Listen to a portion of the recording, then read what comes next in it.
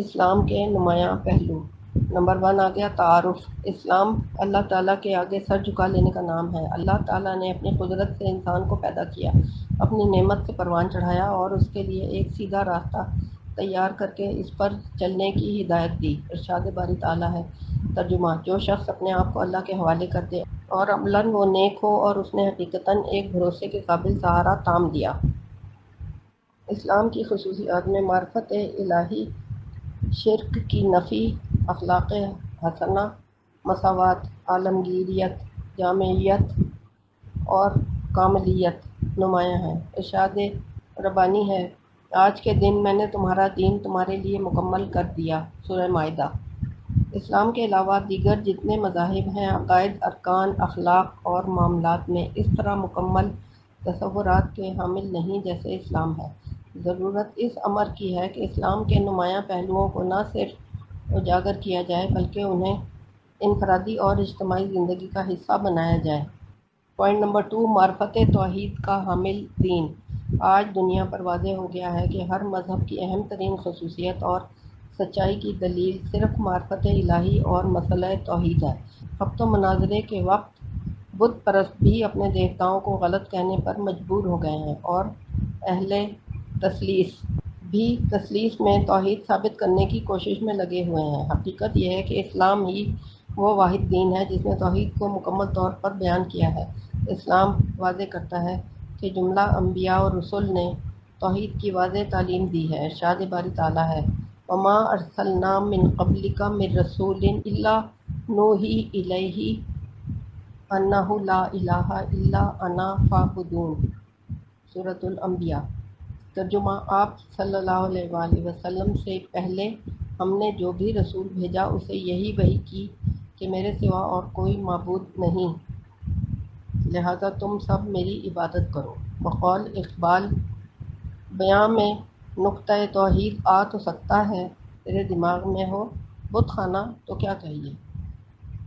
اور باطل دوئی پسند ہے، حق لا شریک ہے، میانۂ حق و باطل نہ کر قبول۔ اس کی وضاحت میں لکھا ہے: باطل دونوں اطراف اپنا وزن ڈالنا چاہتا ہے جبکہ حق کا کوئی شریک نہیں، یعنی حق صرف ایک طرف واضح نقطۂ نظر کا حامل ہوتا ہے۔ حق اور باطل کے درمیان کسی چیز کو قبول نہ کر، یعنی یا حق کو قبول کر یا باطل کو، درمیان میں کچھ نہیں۔ پوائنٹ 3، آسان دین۔ اسلام کا ایک نمایاں پہلو یہ ہے کہ آسان دین ہے۔ اس کی تعلیمات میں کوئی ابہام اور پیچیدگی نہیں۔ اس کی بنیاد اس اقرار پر ہے کہ اللہ واحد ہے، اسی نے اس کائنات کو پیدا کیا اور اپنے حکیمانہ قوانین کی بنیاد پر اس کا نظام چلا رہا ہے۔ اسلام نے اللہ تعالیٰ کی جیسے صفات بیان کی ہیں ان کا موازنہ عیسائیت اور یہودیت میں بیان کی گئی صفات الہیہ سے کر لیں تو اندازہ ہو جائے گا زیادہ وضاحت اور جامعیت کہاں پر ہے۔ پوائنٹ نمبر 4، شرک کی نفی پر مبنی دین۔ اسلام اللہ تعالیٰ کے ساتھ شرک کی تمام صورتوں کو مسترد کرتا ہے۔ اسلام شرک کو عقل کی توہین اور انسانیت کا زوال قرار دیتا ہے کیونکہ اسلام کی نگاہ میں فطرت کے مختلف عناصر کے درمیان انسان ایک آزاد آقا کی حیثیت رکھتا ہے۔ وہ نہ کائنات کا غلام ہے نہ وجود کا خادم، بلکہ وہ مستقل ارادہ اور دور رس اختیار کا مالک ہے، ساتھ ہی وہ نظام کائنات کا ایک حصہ بھی ہے۔ شرک کے حوالے سے ارشاد الہی ہے۔ ترجمہ: بلا شبہ شرک ظلم عظیم ہے۔ سورہ لقمان۔ پوائنٹ نمبر 5، حقیقی روحانیت پر مشتمل دین۔ مذہب کا بحیثیت مذہب نمایاں وصف یہ ہے کہ اس میں روحانیت موجود ہو۔ اگر کسی مذہب میں روحانیت موجود نہیں تو اسے مذہب کہنا غلط ہے۔ یہ ثابت شدہ حقیقت ہے کہ انسان روح و جسم کے مجموعے کا نام ہے۔ جسم کی ضروریات مادی اشیاء میں پوری ہو جاتی ہیں، ان کے استعمال سے جو لذت حاصل ہوتی ہے وہ بھی مادیت کو لیے ہوئے ہوتی ہے، لہذا قابل غور امر یہ رہ جاتا ہے کہ روح کی شادمانی و مسرت کی اشیاء کیا ہیں اور کیسے حاصل کی جا سکتی ہیں۔ اس عنوان کے تحت ان لوگوں سے خطاب کی ضرورت نہیں جو روح انسانی کے وجود کے منکر اور روحانیت سے قطعاً بے خبر ہیں۔ اسلام نے روحانیت کے اضافے کے لیے کچھ پابندیاں عائد کی ہیں، مثلاً زنا، چوری، ڈاکہ زنی اور بد نظری وغیرہ۔ ان بڑے گناہوں سے پرہیز انسان کی روحانیت میں حائل رکاوٹوں کو ختم کرتا ہے۔ ساتھ ساتھ نماز، روزہ، حج اور زکوٰۃ کے اعمال انسان کی روحانی ترقی کا باعث بنتے ہیں۔ اس کو مثال کے ذریعے یوں سمجھا جا سکتا ہے کہ ایک شخص گاڑی ڈرائیو کر رہا ہے، پیٹرول مکمل دستیاب ہے اور راستہ بھی کشادہ ہے، لیکن اچانک راستہ بند ہو جاتا ہے۔ انسانی زندگی میں برے اعمال راستہ بند کر دیتے ہیں، اور دوسری طرف ایک اور شخص ہے جو گناہوں سے بچتا ہے لیکن روحانی گاڑی کا سفر بہت آہستہ ہے، تو نیک اعمال اس کی گاڑی کے سفر میں بہت تیزی کا باعث بنتے ہیں۔ پوائنٹ نمبر 6، مکمل کتاب کا حامل دین۔ اسلام مکمل کتاب کا حامل دین ہے، وہ کتاب جس میں کوئی شک نہیں، جس کا تعارف اللہ تعالیٰ نے یوں کروایا ہے، ذالک الکتاب لا ریب فیہ۔ یہ وہ کتاب ہے جس کی کتاب الہی ہونے میں کوئی شک نہیں۔ اگر قرآن آج نازل ہوتا تب بھی ایک حرف کی تبدیلی کی ضرورت نہ ہوتی، کیونکہ ہر زمانے کے ساتھ مطابقت کی اس کی صلاحیت پر کوئی اثر نہیں پڑا ہے۔ ارشاد باری تعالیٰ ہے، تو ہم نے اس قرآن کو نازل کیا ہے، ہم ہی اس کے محافظ ہیں۔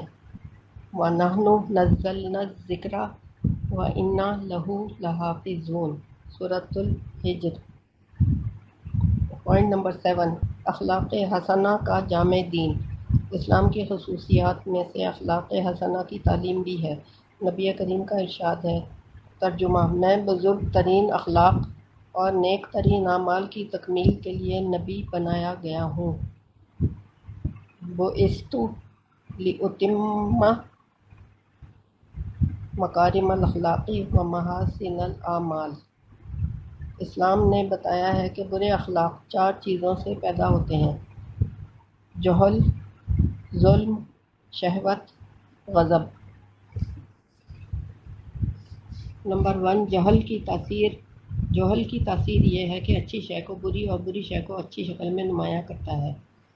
حضرت یوسف علیہ السلام کا بیان جسے قرآن مجید میں نقل کیا گیا۔ ترجمہ: اگر میں عورتوں کی باتوں میں پھنس گیا تو جاہل ہو جاؤں گا، سورہ یوسف۔ تاثیرات ظلم میں سے ہے کہ کسی شے کو اس کے غیر محل میں رکھا جائے۔ نرمی کے مقام پر سختی، سختی کے مقام پر نرمی، مقام انکسار پر تکبر اور مقام وقار پر انکسار۔ ان الشرک لظلم عظیم، سورہ لقمان۔ ترجمہ: بلا شبہ شرک بہت بڑا ظلم ہے۔ پہلا جہل تھا، دوسرا تاثیرات ظلم ہے، تیسرا جو ہے شہوت کی تاثیر ایفیکٹ یہ ہے کہ حرص، بخل اور تنگ دلی کو ترقی ہوتی ہے اور پارسائی کا خاتمہ ہو جاتا ہے۔ قرآن پاک میں ہے، وَلَا تَقْرَبُوا الزِّنَا إِنَّهُ كَانَ فَاحِشَةً وَسَاءَ سَبِيلًا، بنی اسرائیل۔ ترجمہ: زنا کے قریب بھی نہ جاؤ، یہ کھلی بے حیائی اور بہت برا راستہ ہے۔ چوتھا پوائنٹ ہے، غضب کے اثر سے تکبر، کینہ، حسد اور بغاوت کے جذبات پیدا ہوتے ہیں۔ ایک شخص نے نبی کریم سے 3 بار درخواست کی کہ مجھے کچھ نصیحت فرمائیں۔ حضور نے ہر دفعہ اسے یہی جواب دیا، غیظ و غضب سے دور رہو۔ اسلام نے بتایا کہ اچھے اخلاق بھی 4 چیزوں سے پیدا ہوتے ہیں: صبر، عفت، شجاعت، عدل۔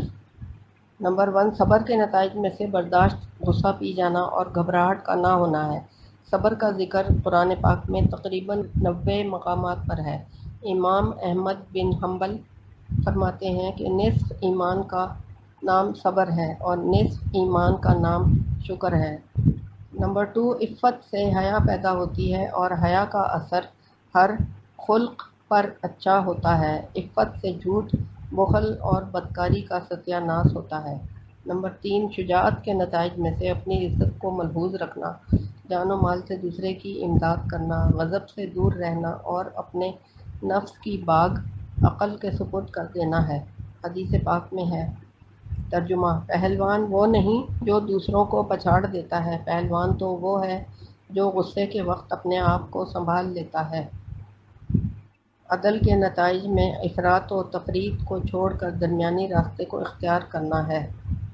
عدل بتاتا ہے کہ جود و سخا اسے کہتے ہیں جو بخل اور اسراف کے درمیان ہو۔ پوائنٹ نمبر 8، اشاعت علم کا حامل دین۔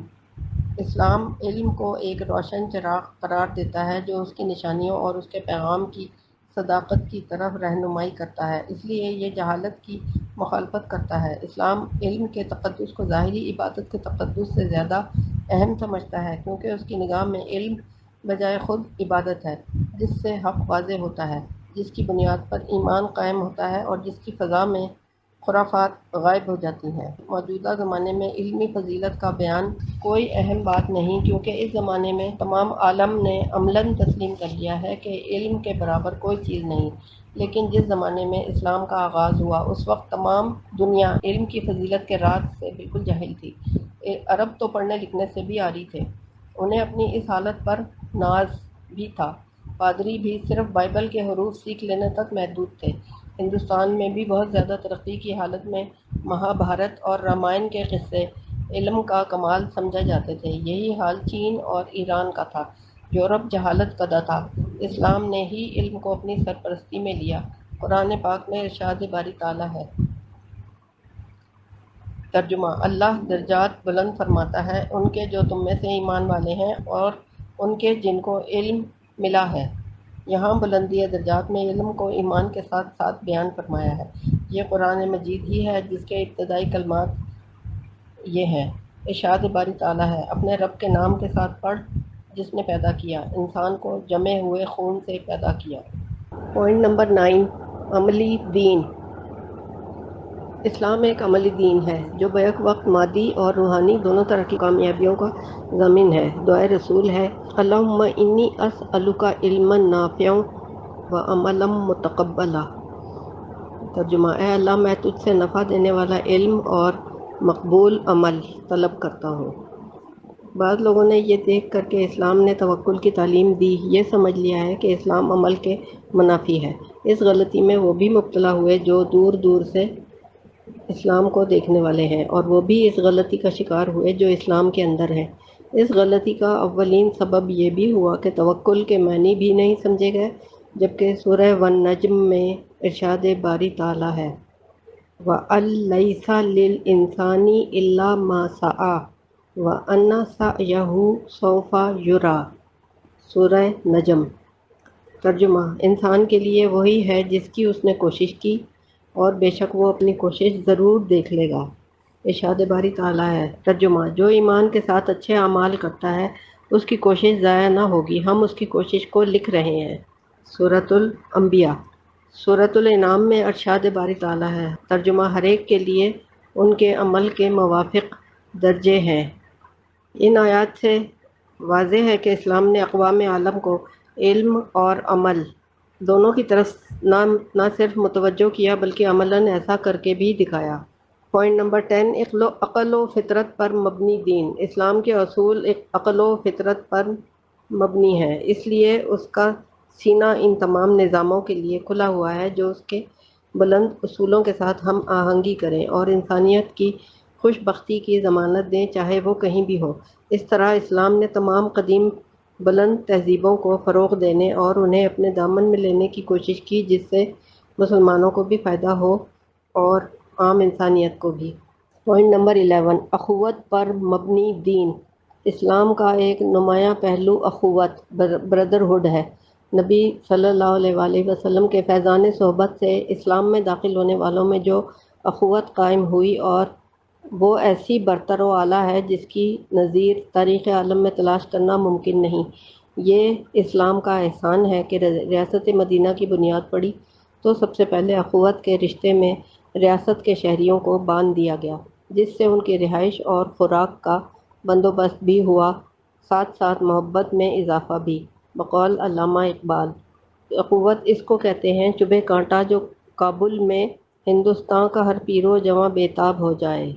پوائنٹ 12، انسانیت کو بلندی پر پہنچانے والا دین۔ دنیا کے بڑے بڑے مذاہب میں بانیان مذاہب کی شخصیت کے متعلق جو اعتقادات اسلام سے پہلے موجود تھے ان پر غور کیجیے۔ یہودیوں کا اعتقاد یعقوب، داؤد اور عزیر علیہ السلام کی نسبت کہ ان میں سے ہر ایک اللہ کا بیٹا تھا یا بڑا بیٹا تھا۔ عیسائیوں کا اعتقاد مسیح کی نسبت کہ وہ خدا کا بیٹا یا الوہیت کے 3 ارکان میں سے ایک ہے۔ مہابھارت کا بیان کرشن جی مہاراج کی نسبت کہ وہ خود خالق عالم تھا۔ یہ اسلام کا احسان ہے کہ جس نے انسانیت کے درجے کو بلند کیا اور اللہ تعالیٰ کے نیک بندوں کو انسان بنا کر پھر ان کے مراتب روحانیت کو برتر ثابت کیا۔ اسلام کا مقصد یہ ہے کہ الوہیت کی صفت کا درجہ بلند رہے اور انسانیت کا درجہ بھی اپنے کمال تک پہنچ جائے۔ تب یہ تعلیم دی گئی کہ جملہ نیک لوگ بھی انسان ہی ہیں، اللہ کی مخلوق اور اللہ کے بندے۔ ارشاد باری تعالیٰ ہے وَمَا أَرْسَلْنَا قَبْلَكَ إِلَّا رِجَالًا نُوحِي إِلَيْهِمْ، سورہ انبیاء۔ ترجمہ: اے حبیب، ہم نے آپ سے پہلے جنہیں رسول بنا کر بھیجا وہ انسان ہی تھے، ہم ان کی طرف وحی کرتے تھے۔ وَمَا أَرْسَلْنَا قَبْلَكَ إِلَّا رِجَالًا نُوحِي إِلَيْهِمْ۔ پوائنٹ 13، تعصب سے پاک دین۔ اسلام کو بدنام کرنے کے لیے بہت سے جھوٹے الزام لگائے گئے اور بعض الزام تو وہ ہیں جو الزام لگانے والوں میں ہی ثابت تھے، مگر انہوں نے ہوشیاری اور عیاری کی کہ اپنے کرتوت چھپانے کے لیے انہی باتوں کو مسلمانوں کے سر تھوپ دیا اور پھر نااہل مسلمانوں کے افعال کو اسلام کی تعلیم کا نتیجہ قرار دے کر دین اسلام کو اس کا ذمہ دار ٹھہرایا، جبکہ اسلام کا نمایاں وصف یہ ہے کہ اسلام ہر طرح کے تعصب کی نفی کرتا ہے۔ تعصب کا ایک معنی یہ ہے کہ اپنے مذہب کی حمایت میں عقل و فطرت کے اصولوں کو بھی ایک طرف رکھ دینا۔ یہود و نصارہ کا تعصب ذات رسالت مآب سے واضح تھا کہ آخری نبی بنو اسماعیل میں سے کیوں تشریف لائے، جبکہ اسلام اس کے مقابلے میں جملہ انبیاء کو ماننے اور ان پر ایمان لانے کا داعی ہے۔ پوائنٹ 14، محبت تقسیم کرنے والا دین۔ اسلام کی ایک بڑی خصوصیت یہ ہے کہ یہ محبت تقسیم کرنے والا دین ہے۔ ذرا غور کیجئے کہ اسلام محبت الہی کی تعلیم کن الفاظ میں دیتا ہے۔ وہ رب العالمین ہے، ہر چیز جو نشو و نما قبول کر سکتی ہے اسے وجود بخشنے والا اور اس کی ہستی کو قائم رکھنے والا۔ وہ رحمان ہے، یعنی کمال رحمت والا، وہ رحیم ہے۔ حدیث شریف میں ہے، ایک عورت نے حضور سے پوچھا تھا الیس اللہ ارحم بعبادہ من الام بولدہا، کیا اللہ کا پیار اپنے بندوں کے ساتھ اس پیار سے زیادہ نہیں جو ماں کو اپنے بچے سے ہوتا ہے؟ آپ نے فرمایا یہ بات بالکل درست ہے۔ ایک حدیث میں ہے ارحموا من فی الارض یرحمکم من فی السماء۔ ترجمہ: تم اہل زمین پر رحم کرو، اللہ تعالیٰ تم پر رحم کرے گا۔ بقول مولانا حالی، کرو مہربانی تم اہل زمین پر، خدا مہرباں ہوگا عرش بری پر۔ پوائنٹ 15، عالمگیر دین۔ اسلام ایک عالمی دین ہے، یہ کسی مخصوص ماحول میں محدود نہیں ہے، نہ کسی نسل یا زمانے کے ساتھ خاص ہے۔ یہ ایک مطلق انسانی حقیقت ہے جو ہر زمان و مکان کے لیے سازگار ہے، رنگ و نسل اور قبیلے کی اہمیت نہیں۔ جیسے اسلام عالمگیر دین ہے، اسی طرح آخری رسالت بھی عالمگیریت کی حامل ہے۔ ارشاد باری تعالیٰ ہے قل یا ایھا الناس انی رسول اللہ الیکم جمیعا۔ ترجمہ: اے نبی، آپ ارشاد فرمائیں اے لوگوں، میں تم سب کی طرف اللہ کا رسول بنا کر بھیجا گیا ہوں۔ پوائنٹ نمبر 16، مساوات کا حامل دین۔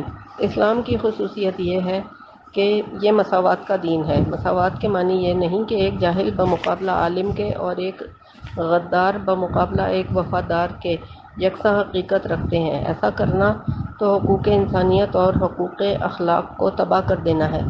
ہاں، مساوات کے معنی یہ ہیں کہ ہر شخص کو شرعاً اور قانوناً وہ تمام حقوق حاصل ہوں جو کسی دوسرے شخص کو اسی ملک یا اسی دین کے اندر حاصل شدہ ہیں۔ اسلام نے انہی امور پر نظر ڈالی ہے اور عدم مساوات کے جملہ احتمالات کا خاتمہ کر دیا ہے۔ وحدت اسلامی کے اندر داخل ہونے والے ہر شخص کو، خواہ وہ جس ملک و قوم کا باشندہ ہو، جملہ حقوق میں بالکل مساوی اور برابر کا سمجھا جاتا ہے۔ ذیل میں تاریخی تناظر میں اسلام کی مساوات کی خصوصیت کو دیکھیں کہ کس طرح کا مثالی معاشرہ قائم کیا گیا۔ اسلام میں 4 پوائنٹس دیے ہوئے ہیں۔ پہلا، برامکا آتش پرست تھے۔ اسلام لانے کے بعد انہی کا خاندان ہارون الرشید کی وزارت عظمیٰ پر متمکن ہوا۔ نمبر 2، اسلام میں رائے دہندگی کا حق ہر ایک غلام اور آزاد کو حاصل ہے، عورتوں کو بھی یہ حق حاصل ہے۔ نمبر 3، عورتیں اور غلام بھی کسی دشمن کو پناہ دینے کا اختیار رکھتے ہیں جس کی پیروی سپہ سالار پر فرض ہے۔ چوتھا، مسجدوں اور قبرستانوں میں کبھی امیر و غریب کا فرق نہیں کیا گیا۔ ثبوت و مساوات میں حضرت عمر فاروق کے سفر شام کا قصہ مشہور ہے کہ اونٹ پر غلام اور خلیفہ وقفے وقفے سے سوار ہوتے تھے، کیونکہ پچھلی نشست پر ان کا سامان سفر تھا۔ جس وقت آخری منزل پر اسلامی کیمپ میں داخلے کا وقت تھا اور تمام فوج مع سپہ سالار اپنے خلیفہ کے خیر مقدم کے لیے کھڑی تھی اور مختلف اقوام کے لوگ بھی خلیفہ کا پروٹوکول دیکھنے کو جمع ہو گئے تھے، ان میں سے ایک غیر مسلم تماشائی نے ایک مسلمان غازی سے پوچھا، کیا آپ کا خلیفہ یہی ہے جو اس اونٹ پر سوار ہے؟ غازی نے نہایت متانت سے جواب دیا، نہیں، وہ نہیں، ہمارا خلیفہ تو وہ ہے جو اس اونٹ کی مہار پکڑے پیدل آ رہا ہے، سوار تو ان کا غلام ہے۔ انسانی تاریخ اور سیاست پر اس سے بڑا احسان اور کیا ہوگا؟ اگر یہ کہا جائے کہ مساوات کا ٹرینڈ سیٹر اور پائنیئر اسلام ہی ہے تو بے جانا ہوگا۔ بقول اقبال، ایک ہی صف میں کھڑے ہو گئے محمود و ایاز، نہ کوئی بندہ رہا نہ کوئی بندہ نواز، اور بندہ و صاحب و محتاج و غنی ایک ہوئے، تیری سرکار میں پہنچے تو سبھی ایک ہوئے۔ پوائنٹ 17، قومیت سے بالاتر دین۔ دنیا میں عموماً تین چیزیں تمام مذاہب اور جملہ ممالک پر حکمران رہی ہیں، ان کے دائرہ حکومت سے نکلنے کی کسی کو جرأت نہیں ہوئی: نسل، زبان، رنگ۔ اسلام نے ان تینوں امتیازات کو مٹایا، کمزور اور طاقتور کو ہموار سطح پر کھڑا کیا۔ نسلی امتیاز کے حوالے سے ارشاد باری تعالیٰ ہے۔ ترجمہ: اولین بشر کو مٹی سے پیدا کیا اور پھر اس کی نسل کو ایک حقیر پانی سے چلایا۔ سورہ سجدہ۔ اسی طرح خطبہ حجۃ الوداع کے موقع پر آپ نے ارشاد فرمایا، کسی عربی کو کسی اعجمی پر اور کسی اعجمی کو کسی عربی پر، کسی کالے کو کسی گورے پر اور کسی گورے کو کسی کالے پر کوئی فضیلت نہیں سوائے تقویٰ کے۔ اسی طرح ارشاد باری تعالیٰ بھی ہے، ان اکرمکم عند اللہ اتقاکم۔ سورۃ الحجرات۔ ترجمہ: سب انسانوں میں عزت والا وہ ہے جو اللہ کی تعظیم میں سب سے بڑا ہوا ہے۔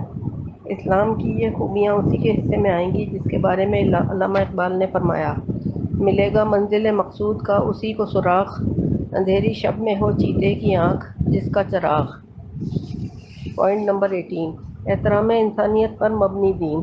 سابق آسمانی شریعتوں کے ساتھ مل کر اسلام ایک مکمل عمارت بن جاتا ہے اور اس کے جھنڈے کے نیچے آسمانی شریعتیں ایک صحیح منزل کی طرف گامزن ہوتی ہیں۔ حضرت مسیح علیہ السلام کی تعلیمات کو، جن میں سر فہرست امن اور رحمت ہے، اسلام سے بڑھ کر کوئی حامی اور مدافعت کرنے والا نہیں ملا۔ وہ اپنے علاقے میں دیگر عقائد والوں کو اپنے عقائد پر برقرار رکھنے کی پوری آزادی اور مسلمانوں جیسے تمام حقوق دیتا ہے کہ مسلمانوں کا یہ طے شدہ اصول ہے، غیر مسلمین کے وہی حقوق ہوں گے جو ہمارے ہیں اور ان پر وہی ذمہ داریاں ہوں گی جو ہم پر ہیں۔ اسلام کی تعریف ایک حدیث میں اس طرح ہے، مسلمان وہ ہے جس کے ہاتھ اور زبان سے دوسرے مسلمان محفوظ رہیں۔ پوائنٹ 19، فساد کی ممانعت پر مبنی دین۔ اسلام سرکشی اور فساد کا دشمن ہے اور شروع ہی سے آزادی اور انصاف کی صدا بلند کرتا اور ہر استبداد اور اس ظلم سے براءت کا اعلان کرتا رہا ہے۔ اس حوالے سے ارشاد باری تعالیٰ ہے، جس نے کسی کو ناحق قتل کیا یا زمین میں فساد پھیلایا، اس نے پوری انسانیت کا قتل کیا۔ سورہ مائدہ۔ پوائنٹ 20، لچکدار دستور کا حامل دین۔ قرآن کی شکل میں اسلامی قوانین و آداب کا ایک لچکدار دستور موجود ہے۔ قرآن ایمان و اخلاق کے عام قوانین کی نشاندہی کر کے مسلمانوں کو آزاد چھوڑ دیتا ہے کہ وہ اپنے علاقوں اور اپنے اپنے زمانے کے مطابق مصلحت عامہ اور قابل قبول اجتہاد کا لحاظ کرتے ہوئے مناسب قوانین بنائیں۔ پوائنٹ 21، سماجی انصاف کا حامل دین۔ اسلام کا ایک نمایاں پہلو یہ ہے کہ اس نے حقیقی سماجی انصاف اور حقیقی جمہوریت کے قیام کے لیے حکومت کا ایک ممتاز نظام بنایا جس کے سائے میں آزادیاں پروان چڑھیں اور عوام کو ہر ظلم و ستم سے نجات ملی۔ اس نظام حکومت کے رہنما خطوط کو جو قومیں آج بھی اختیار کیے ہوئے ہیں، اطمینان سے زندگی گزار رہی ہیں۔ پوائنٹ 22، خلاصہ بحث۔ مندرجہ بالا نمایاں پہلوؤں سے ثابت ہوتا ہے کہ اسلام کے سوا انسانیت کے پاس دوسرا کوئی راستہ نہیں۔ اسلام کی خصوصیات کو اختیار کر کے دنیا حقیقی طور پر امن و سلامتی کے ساتھ رہ سکتی ہے۔ اسلام اللہ تعالیٰ کی طرف سے آخری الہامی دین ہے جو علاقائی نہیں بلکہ عالمگیر ہے۔ مسلمان بیک وقت موسوی، عیسوی اور محمدی ہو سکتا ہے، کیونکہ یہی اسلام کی روح عالمگیریت ہے۔ یاد رہے، اسلام مذہب نہیں بلکہ دین ہے۔ مذاہب کے پاس یقیناً جملہ سوالات کے جوابات نہیں، ہاں اسلام کے پاس جملہ سوالات کے تشفی بخش جوابات ہیں۔ وہ جوابات درجہ بالا نمایاں پہلوؤں میں بڑی حد تک واضح ہیں۔